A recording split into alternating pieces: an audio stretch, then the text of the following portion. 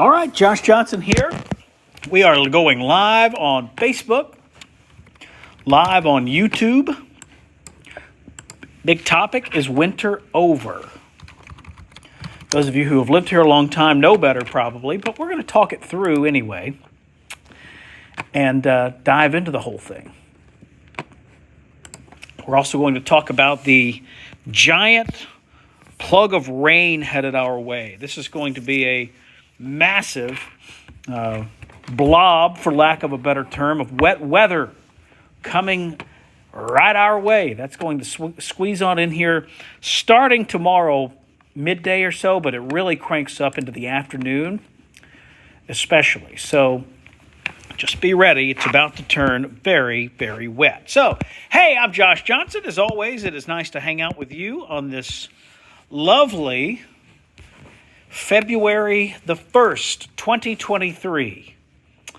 You know, my grandfather, my papa, used to always say, if I'd known I was going to live this long, I'd have taken better care of myself. I feel that way tonight. But he's doing all right. He's 91 years old now, so still bebopping along. Okay, let's dive into it. So, well, that's not it. Let's dive into the maps here. So a lot to talk about. The first thing, this is a casual deal, so I'm going to at least loosen the tie. Nobody likes a tie. Ties are going out, right? Fingers crossed. So winter is not over yet. It's going to make a couple of more pops at us here over the next couple of days. Then we're going to have to talk about all the rain coming in. So what I want to begin with here, check it out. Ice storm still in progress. Memphis, Tennessee, they're getting it out there in that part of the world. So that's something that they're dealing with all of that there in the Memphis area. So that's that.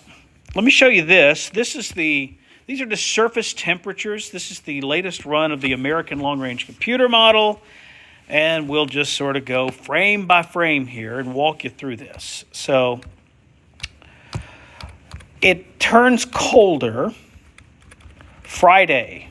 You'll notice it. Temperature is stuck in the 40s most of the day.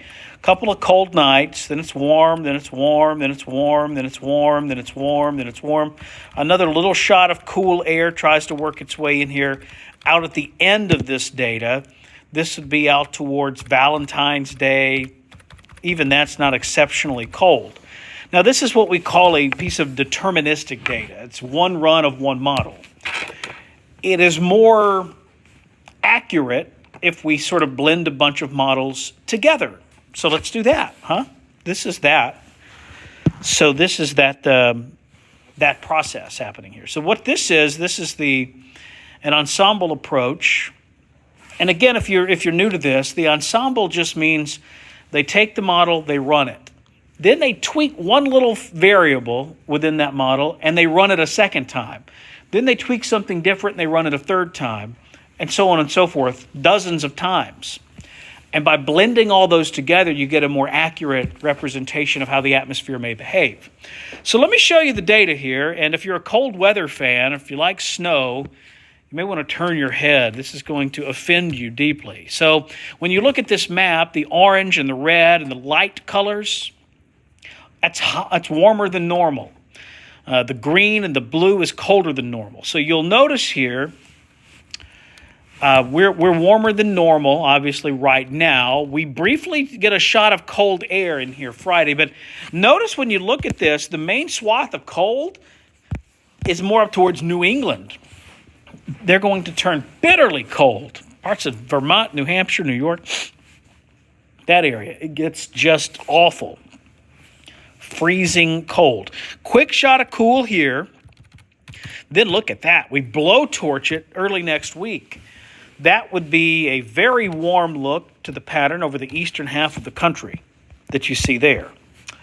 Then you would have to keep going here. It's still warm. So this would be out. We're all the way now until Friday the 10th. So we are a week from Friday. And you start to see a little shot maybe of some colder air in here, which is interesting because the first piece of data I showed you, the operational run of the GFS, sort of had the same idea here of a shot of colder air around maybe Valentine's Day and just before that. But then look what happens.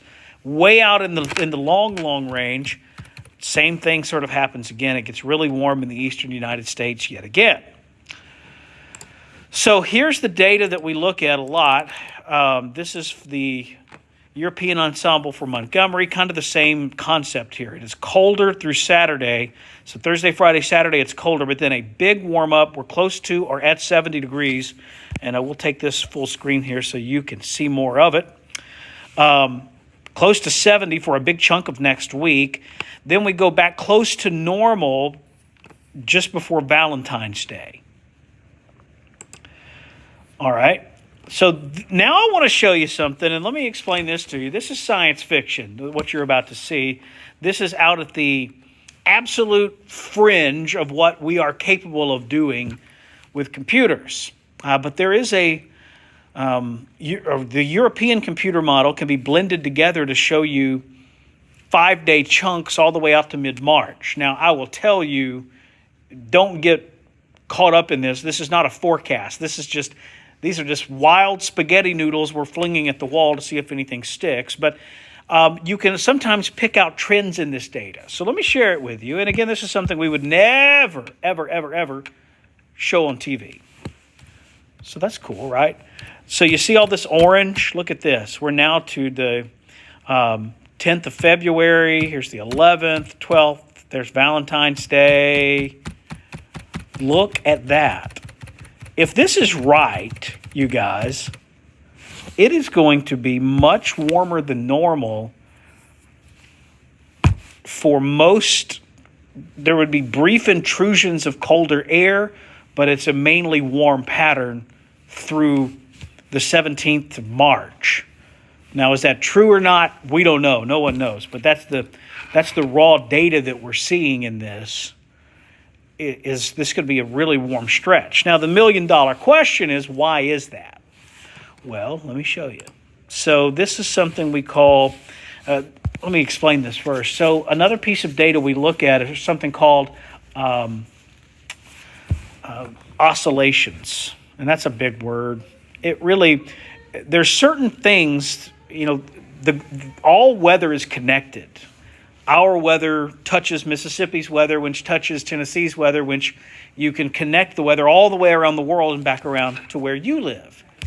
So what we can look at here is we can look at and figure out, okay, what are when one thing is happening in one part of the world, what does that mean for us? Well, one of those things is called the Pacific North Atlantic Oscillation, the PNA.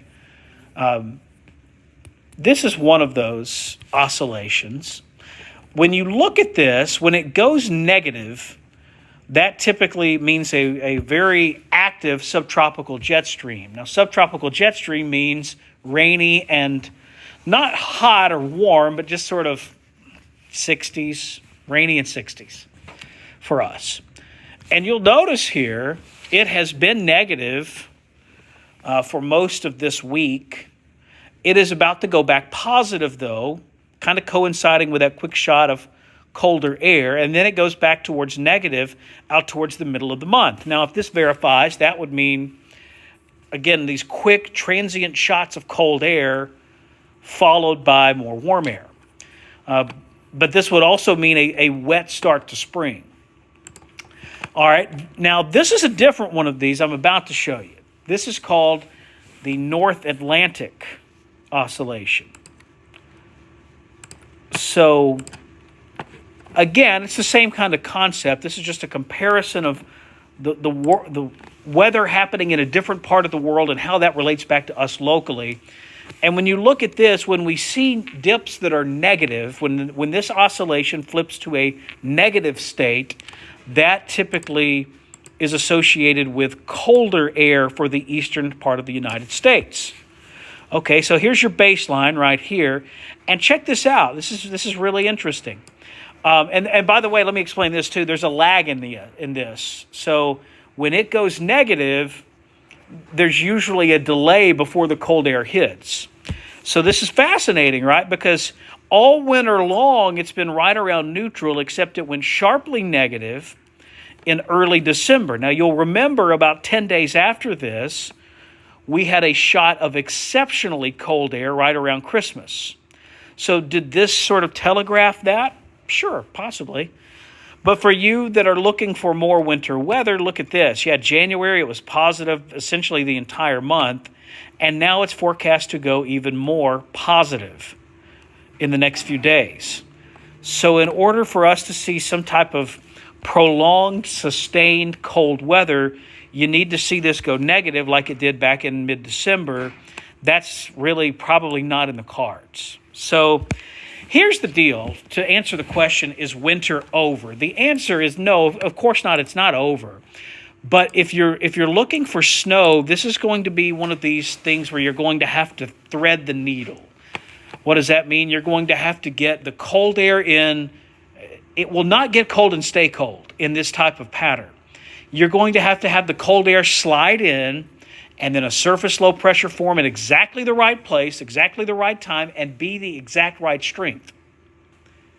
That's tough. That's a tough needle to thread. It can be done, but it is difficult. Because in this type of pattern, you're really only going to see cold get in here for a day, 2 days, 3 days. You are not going to see prolonged, sustained cold that we usually see when we're talking winter weather in the Deep South. Now, that's not to say it can't happen, because we're seeing it happen right now. That's what's happening with this ice storm unfolding up to our northwest. This was a thread the needle kind of thing. Let me show you this. So this is the rain situation. So we're kind of turning the page here now. That's what it would take. If you're asking, is winter over? No, of course it's not. But the pattern favors only quick shots of cold air that wouldn't last very long. So if you're looking for snow, you're going to have to get really, really lucky. So let's talk rain. It's about to pour, gang. There's no drama to this part of this. So this is our latest data here. So scattered showers overnight tonight, mainly north of Highway 80. When you wake up tomorrow morning, 7 a.m., spotty, mainly light rain. Then this happens. So a large mass of light to moderate rain will overspread Marengo County, Perry County, Chilton County, noon to 1, and then it just rains and rains and rains. All afternoon, most of the night, it really doesn't taper off until Friday morning. Now, this is 7 a.m. Friday, and you have leftover rain down here in the southeastern corner of the state. But you hit the gas pedal on that. By 9, 10 o'clock, it's gone even down there. And then this just sets up to be a much colder and drier weekend. The other little first alert tidbit I'll give you here, you'll want to bring the pets inside Friday night and into Saturday morning. We're projecting temperatures to drop down into the upper 20s and low 30s by sunrise on Saturday. So there you have it. That's the sort of lay of the land here. Is winter over? No, it's not, but it'll take a thread the needle for us to get snow. It's about to rain and rain a ton. Thursday afternoon into Thursday night, widespread 1 to 3 inches of rain. Bring the pets inside Friday night because temperatures are going to go down at or below freezing area-wide. All right, any questions? I'll dive into the Facebook questions first, and then we'll hit the YouTube questions and see what we've got there. We've got about 5 minutes left to do this. WSFA 12 News at 10 is going to get started in just a few minutes. So we can't really step on that. I've got to tighten the tie back up to go be on TV. So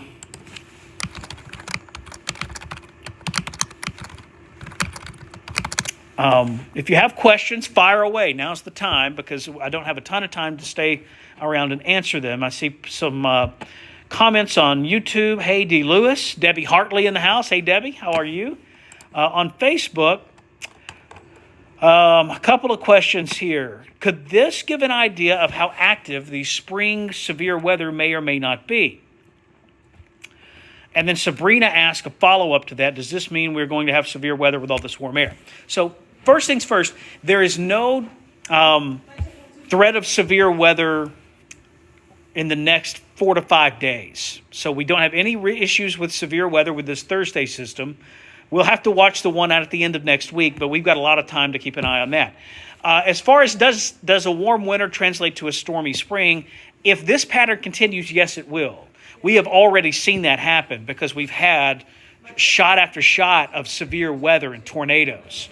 And if we keep this pattern going into spring, we are going to have a tough spring with lots of severe weather threats. Hopefully, we will flip the pattern and we won't have to do that. But the answer to that is yes. Groundhog Day prediction. That's a good question. I'm not sure what's going to happen in Pennsylvania with the clouds up there. I would imagine he'll probably see his shadow. I would say yes. The groundhog will see his shadow. So that's my prediction there. Will says hello. Big fan. Hey, Will, how are you? Hope you're doing all right tonight. So I think that's it. I think we've hit all the questions. I think we have answered all the questions. We have delivered on our promises, which was to answer the question, is winter over, and to run you through the rain chance. So, as always, I appreciate you watching. By the way, if you're watching this on Facebook, I would encourage you, head over to YouTube and just search for Josh Weather, and you'll see my name and face. I've got a channel on there. I've got some science experiments. I've got storm videos. I've got these weather briefings that we do on a fairly regular basis. So if you're watching on Facebook, I would appreciate a check out of the YouTube. There's a lot of fun over there as well. So, all right, everyone, I appreciate you watching and hanging out. We will do this again soon. I'm quite sure of that. So everyone have a wonderful evening. If you're near a TV, hop on there. WSFA 12 News at 10. And just so you know, if you're near a TV and you want some inside baseball, guess who accidentally wore their house shoes back to work tonight? Me. So if you're watching the 10 o'clock weather on WSFA 12 News, just know it is being delivered by someone rocking the house shoes. Woo! All right. Appreciate you watching, everyone. Thank you very much. Have a wonderful start to February. Stay dry tomorrow. Stay warm this